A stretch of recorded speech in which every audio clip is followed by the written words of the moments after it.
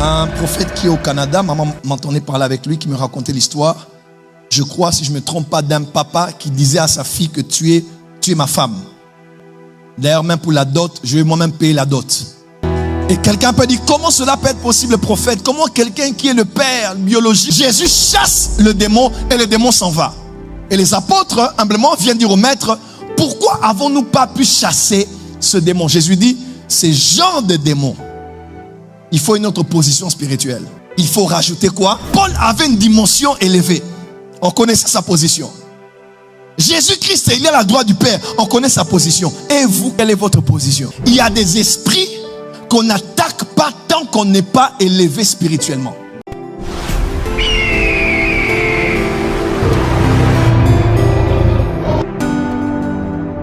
Six types de maris et femmes de nuit. Nous avons dit premièrement, nous pouvons les scinder en deux catégories, ou même en trois. Les femmes et maris de nuit peuvent être premièrement des démons.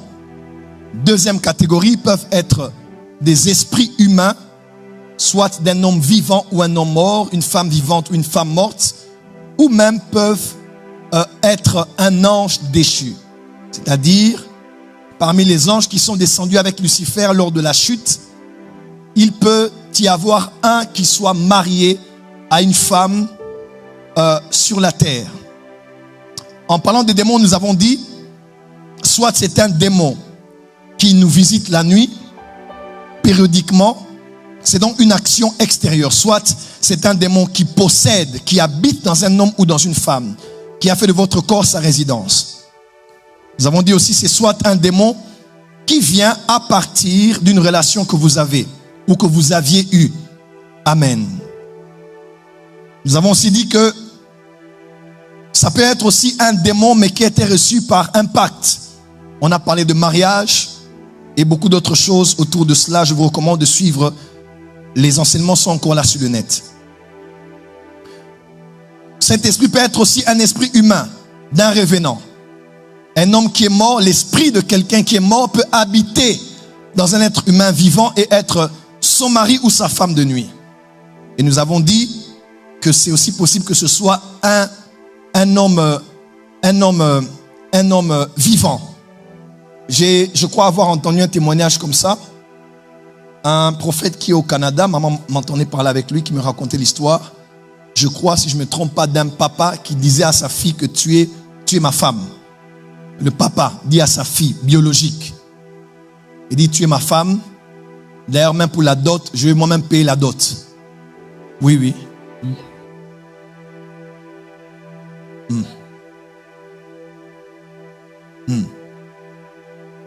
Voilà. Donc il dit, au cas où il meurt même, il a mis l'argent quelque part pour que lorsqu'il va mourir, que l'argent soit... Imaginez-vous un peu. Donc il va rester son mari de son vivant jusqu'à sa mort.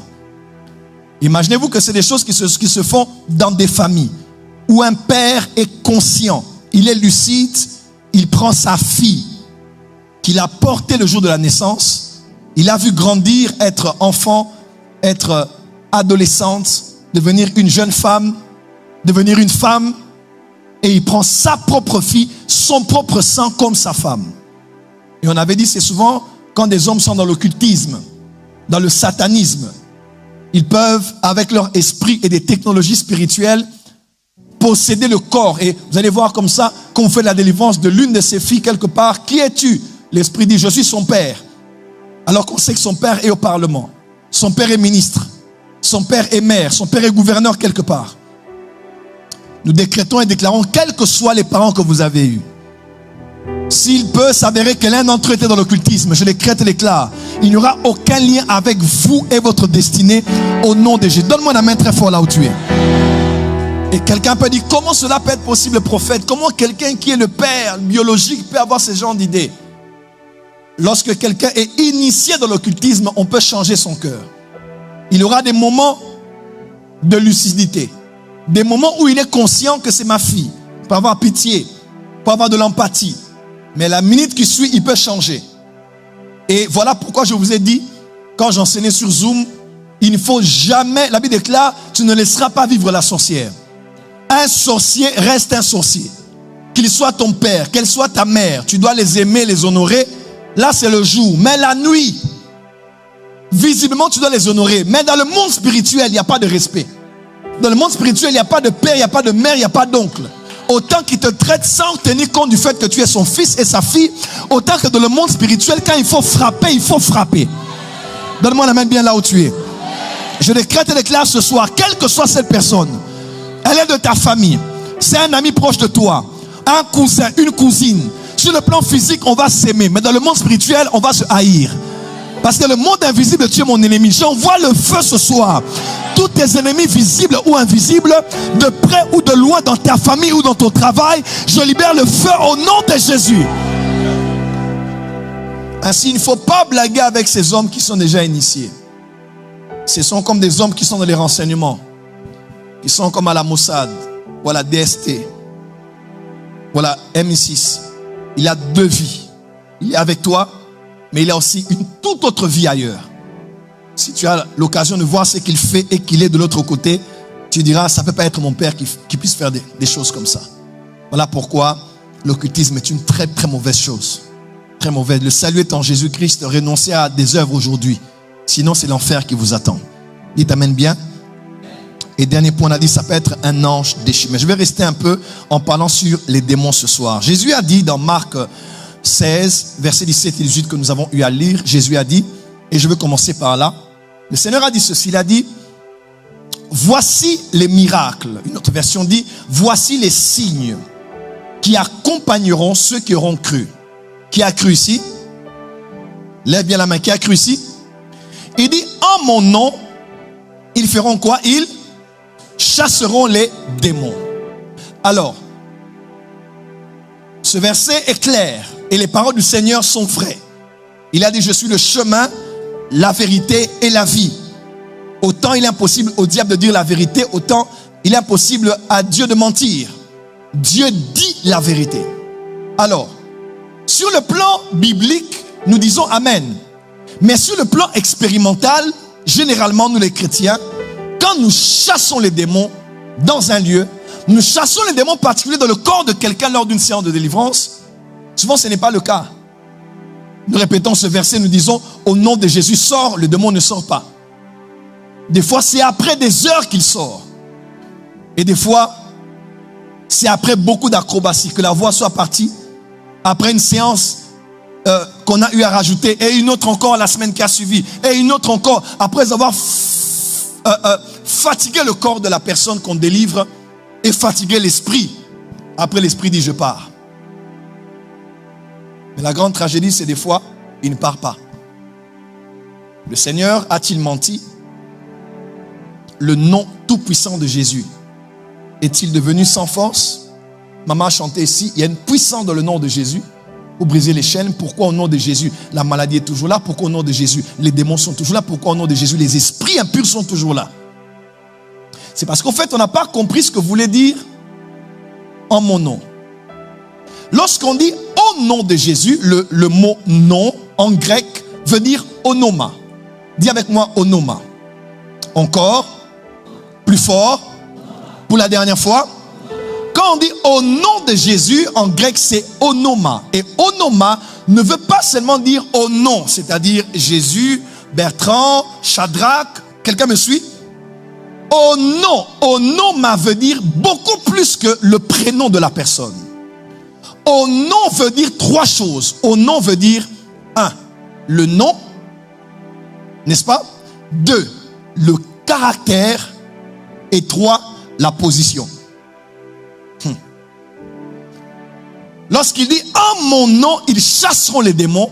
Au nom veut dire, c'est le nom comme ceux que vous connaissez, Chantal, Clarisse, Diane, ainsi de suite. Au nom veut dire aussi position. Au nom veut dire aussi caractère.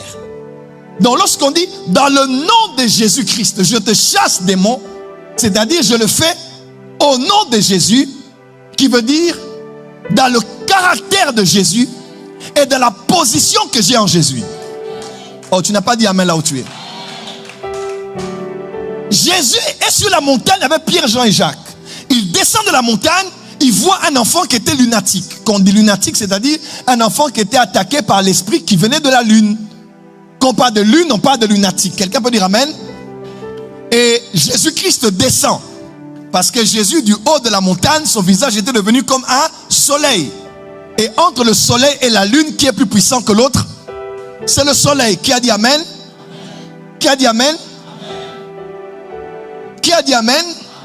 En d'autres termes, le soleil était descendu pour attaquer la lune.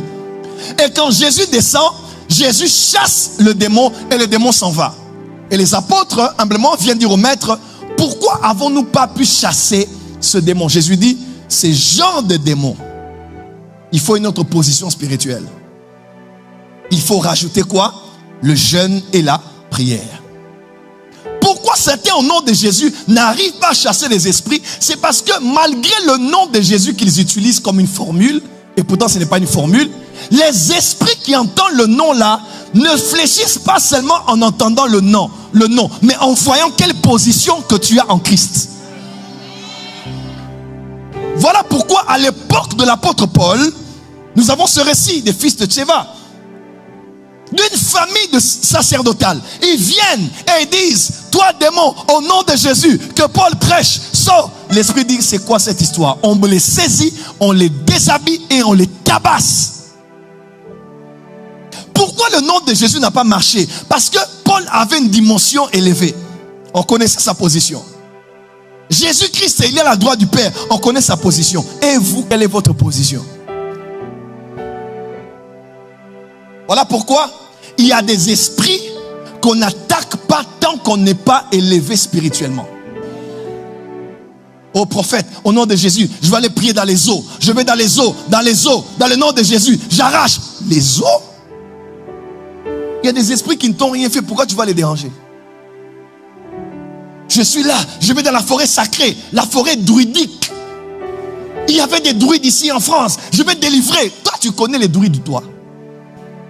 Tu es encore un novice? Est-ce qu'on dit que celui qui entend n'est pas plus fort que celui qui est dans ce monde? Bien sûr. Mais au nom de Jésus, c'est aussi la position que tu as. Il nous a prêché. Moi, je vais aller à la Concorde. Je vais aller verser de l'huile. Je vais aller faire les délivrances. Papa, il y a des choses qu'on ne t'a pas appelé à faire. Il y a des choses que les enfants ne doivent pas aller faire. Parce que tu n'as pas encore la position spirituelle adéquate pour le faire.